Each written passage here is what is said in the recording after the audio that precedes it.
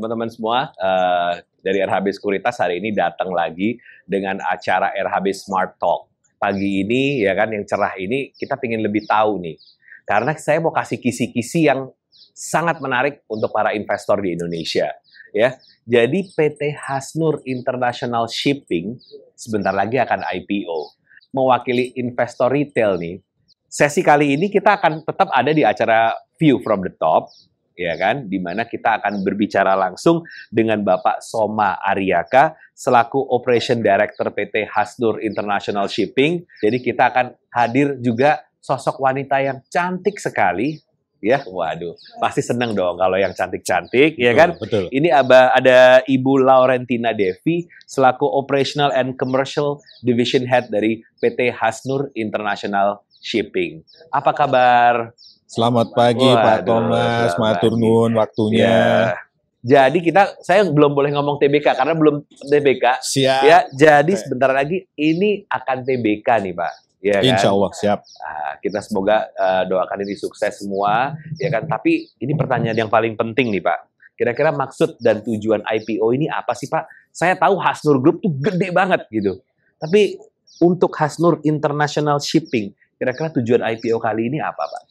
Spesifik sebenarnya kita ingin berkembang bersama-sama ya Pak ya. Seperti yang mungkin kalau sempat lihat yang vlog sebelumnya dengan Ibu Jayanti, bahwa tagline kami kan grow together, develop the future, atau tumbuh kembang bersama membangun masa depan. Nah, cita-cita kami ya membangun masa depan bersama-sama, ya kalau IPO cocok sekali kan Pak. Jadi kita bisa mengajak masyarakat luas tumbuh berkembang bersama dengan kami. Itu secara garis besarnya. Secara umumnya ya tentunya Hasnur ingin berkembang dengan bisnis yang lebih luas, mensupport grup yang sedemikian besar, apalagi aspek logistik, transportasi itu kan memang jargonnya sekarang ya, bahwa itu adalah bisnis yang memang berkembang, tidak ada matinya istilahnya gitu ya, tidak ada matinya, sedangkan Hasnur Group sendiri juga punya komoditas yang harus didukung. Oke, nah kalau pengen tahu sekedar kisi-kisi, rencananya yang berapa jumlah yang akan di-raise untuk IPO ini? Ada masyarakat 20%. 20%? Ya, 20%. Nilainya kita range-nya ya antara 90 sampai 120 miliar. Itu rentang nilainya. Jadi kami berharap dengan nilai yang ada, kita bisa tambah, langsung aja ya ke tujuannya ya, bahwa kita bisa tambah armada kapal kita, kemudian kita juga bisa sinkronkan, sinergikan ya Pak ya, antara titik pemuatan, karena logistik, mohon maaf saya agak geser sedikit ya, logistik itu kan 3 sebenarnya, transportasi, transfer, mindahin, kemudian yang ketiga adalah penyimpanan atau warehousing. Nah kita sekarang sudah sinergi nih dengan anak perusahaan, jadi HIS punya anak perusahaan, HRT dan AMS yang mengelola pelabuhan. Nah pelabuhan itu kan titik transfer Pak, dari darat ke laut atau darat ke air ke darat juga sama, itu ada di pelabuhan. Jadi yang seperti yang pertama tadi kita akan pakai untuk penambahan armada kapal itu sendiri. Kemudian yang kedua adalah peningkatan dari fasilitas untuk transfer pelabuhannya Pak. Jadi bagaimana kita mindahin barang dari darat ke air, dari air ke darat, kembali lagi ke darat, itu juga kita akan tingkatkan. Oke. Gitu Pak. Nah ini menarik sekali, tentunya kita akan sedikit lebih detail. Tapi kalau dari sisi perempuan ini yang agak amazed ya. Perempuan handle head operation dari perusahaan shipping. Waduh, Bu Devi kira-kira impact-nya apa nanti ini? Apakah ada rencana nanti kan ada pengembangan gitu kan ya Bu Devi? Yeah. Kira-kira Ibu selama handling berapa banyak kapal sih yang sekarang ini? Kalau boleh tahu ini lebih ke arah tugboat ya Pak ya? Betul. Nah, betul. Ada berapa tugboat ini Bu sekarang? Untuk kita punya 12 set. Terdiri dari paket bar. Memang kita ukurannya variasi, jadi antara 300 sampai 330. Nah, untuk kedepannya sih mungkin dengan pengembangan ini kita akan nambah, karena kebutuhan kita sekarang semakin besar. Semakin besar, sementara kan yang kita miliki itu belum mencukupi ya Pak ya.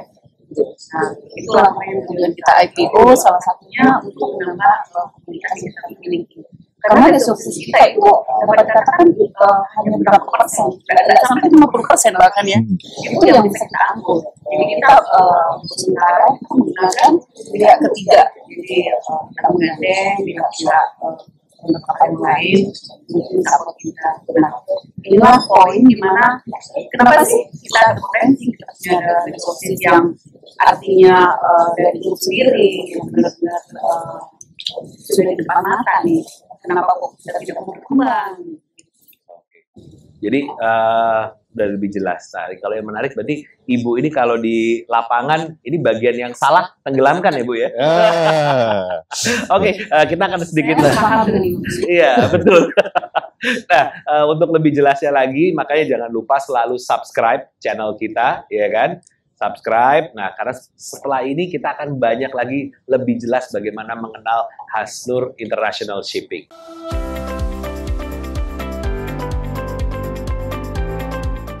Supaya kita tahu lebih dalam tentunya bagaimana cara company ini mendapatkan earnings dan sebagainya, ya mungkin matahari semakin silau, ya kan? Wah, kayaknya seru. Bapak ini kayaknya saya lihat nih, ada kacamata di kantongnya. Siap, waduh, terima kasih. Kita lebih milenial Pak ya. Pak Thomas ini ternyata tahu aja yang dirasakan oleh customer. Terima kasih Pak Thomas. Iya.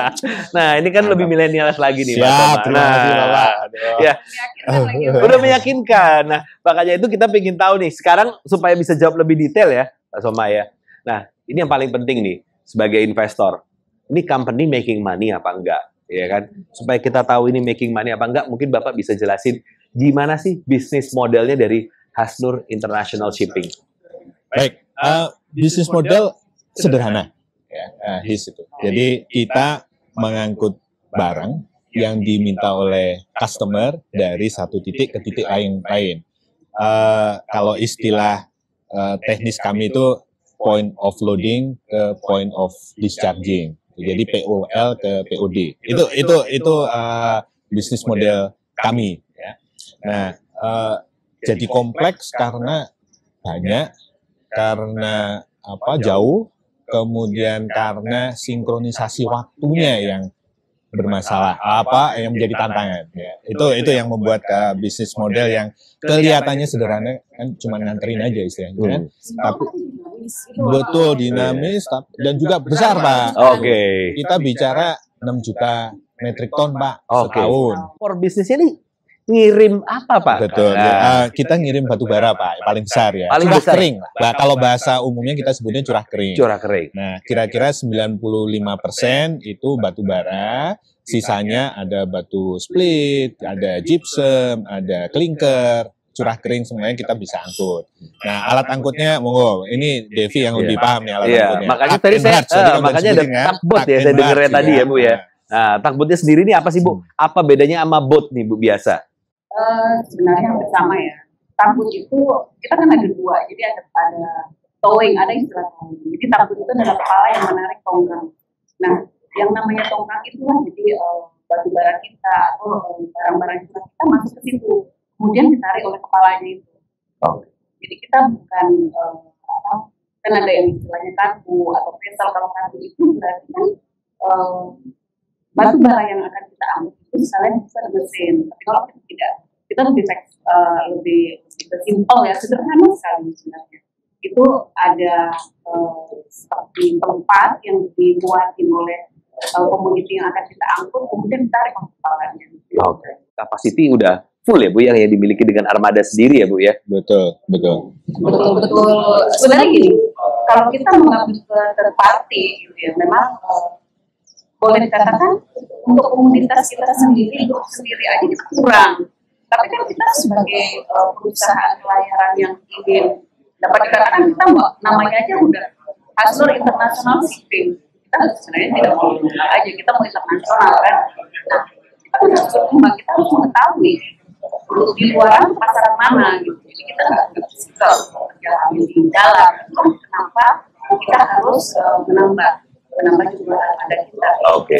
Karena kita dari di dalam aja kita kurang, tapi kan satu sisi kita kan harus mengenalkan di sini siapa. Kita harus harus perusahaan fintech itu orang harus tahu tuh. Ini Hasnur itu mempunyai fintech yang namanya Hasnur. Oke, berapa persen Pak? Saya tambah angkanya. Jadi total yang dari grup yang kita angkut itu 72%. Wah, artinya ada 28% yang kita sekali, memang dari pihak ketiga ya Pak ya, 72%. Nah dari 72% ini yang seperti tadi Devi sampaikan, itu baru 44% yang kita angkut pakai kapal sendiri Pak. Oh. Gitu Pak, jadi masih ada 56% yang kita itu harus sewa kapal, dikelola oleh HIS untuk mengangkut kargo dari grup, yang 72% tadi. Nah, kalau misalnya ditanya, oh iya, memang grup kita harus support 72%, bagus. 28%-nya kami mesti cari sendiri. Kenapa harus cari sendiri? Gampangnya gini Pak, batubara itu kalau kami yang lakukan adalah bawa dari Kalimantan ke pulau-pulau yang lain. Ya Pak ya, bisa di Jawa, bisa di Sulawesi yang paling banyak sekarang ya, bahkan sampai ke Sumatera Pak. Nah, baliknya mau di siapa Pak? Itu kan Pak, baliknya mau di siapa? Umumnya kosong sekarang. Tapi kami adalah dari 28% itu, salah satunya adalah tadi Pak, angkut yang komoditas-komoditas curah kering lainnya. Entah itu batu split, karena di Kalimantan tidak ada, gitu ya, kita bawa dari Jawa balik ke Kalimantan. Gitu Pak ya. Klinker, bahan baku semen, ya, kita bawa ke Tonasa ya. Terus kemudian ada juga gypsum, itu kita angkut. Gitu.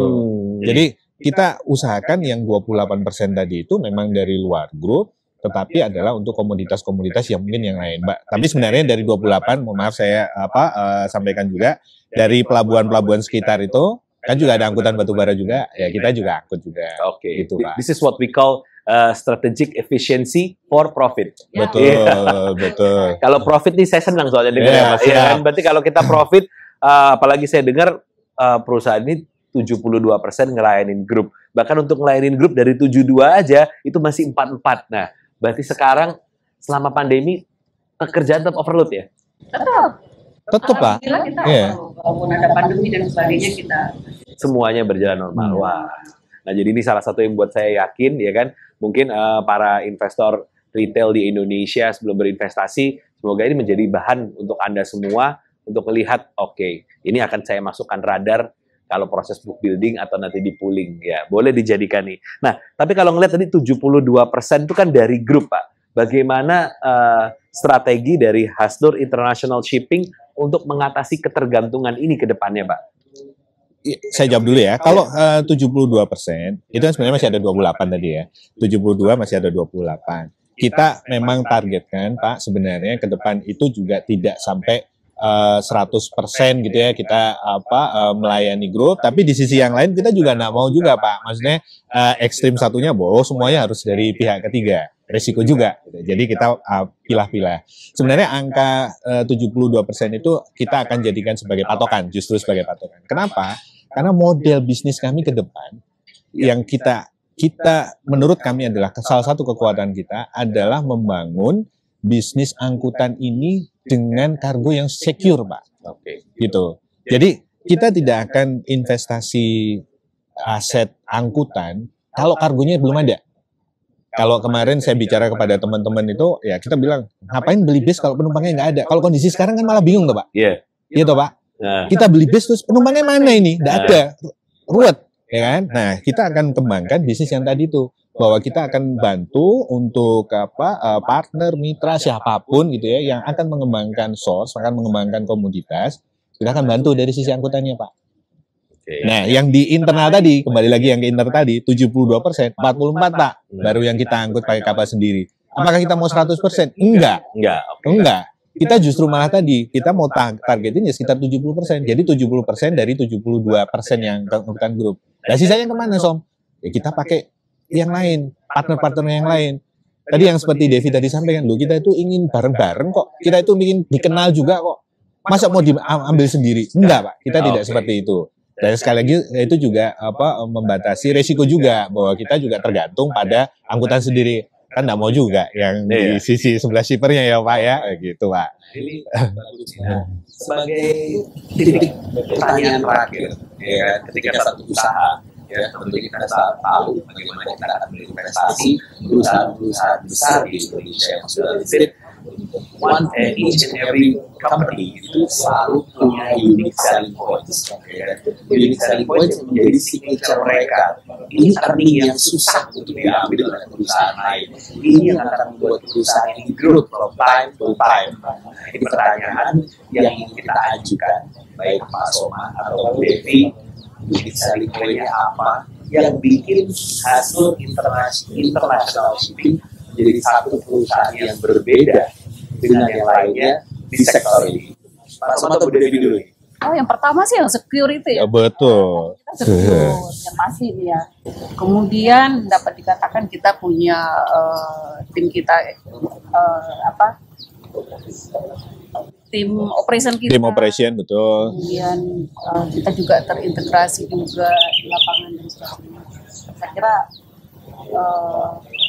menarik sekali. Mungkin lebih detailnya Pak Soma mungkin. Siap. Saya tambahkan ya bahwa security dari kargo tadi itu memang unique point kami, Pak. Dan kami dalam berkembang ke depan itu juga menggunakan model yang sama. Jadi saat ini tadi kembali lagi ke penjelasan bahwa mau dipakai apa sih IPO itu? Satu, yang pertama nambahin kapal sendiri dari yang 44 jadi sekitar 70% tadi, Pak. Yang dari 72% kargo group kita akan angkut 70% pakai kapal sendiri gitu ya. Nah, itu adalah target pertama penggunaannya. Kedua, integrasi, Pak. Nah, integrasi itu dengan apa? Ya dengan tadi pelabuhan-pelabuhan yang kita mau kembangkan. Nah, pengembangan pelabuhan ini tujuannya buat apa sih, Pak? Ngangkut barang yang kita akan kembangkan bareng-bareng dengan mitra. Nah, model itu loh yang kita jual nih sekarang kepada teman-teman investor, calon investor. Loh, ayo. Ini bisnis model yang secure, secure banget, betul. Karena semuanya kita tinggal kita kerjakan. Betul. Iya. Nah, kalau kembali ke program pemerintah nih ya, kita bicara tol laut nih sekarang. Nah, alur laut kepulauan Indonesia itu kan sudah di jalur tuh, udah digarisin lah gampangnya gitu ya, Pak ya. Nah, salah satu tantangannya kan tidak semua alur laut itu ada isinya, Pak. Nah, kami di Hasnur International Shipping itu ngelihat lah, ya kita nggak ngelihat seluruh Indonesia itu. Satu potong aja, Pak, alur laut kepulauan Indonesia gitu. Loh, kok ini isinya cuma satu arah aja? Gimana kalau kita isi dua arah gitu, Pak? Nah, kita kembangkan nih bersama dengan teman-teman di anak perusahaan, di Hasnur Mitra Sarana, di Hasnur Resources Terminal. Ayo, kita kembangkan. Hinterlandnya apa sih di daerah itu? Ya, kita kembangkan komoditasnya, kita bangun, kita jalankan tadi. Bisnis, gampangannya Pak, bolak-balik ada isinya gitu, Pak. Ya, itu kan udah pasti efisien, Pak, di situ. Ini nih jawabannya kita tunggu.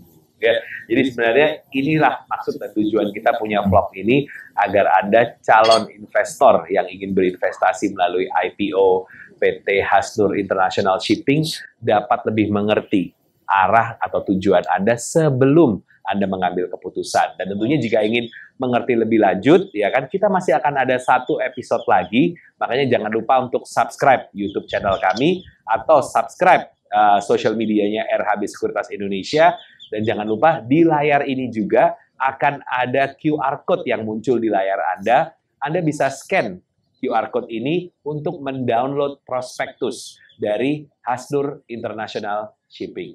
Terima kasih Pak Soma, Bu Devi, Pak Thomas, terima kasih. Ya, Bu. Siap, Ketemu lagi, semangat. Bu. Oke. Ya. Waduh, kita Pak. Nun, Pak. Makasih ya, Pak.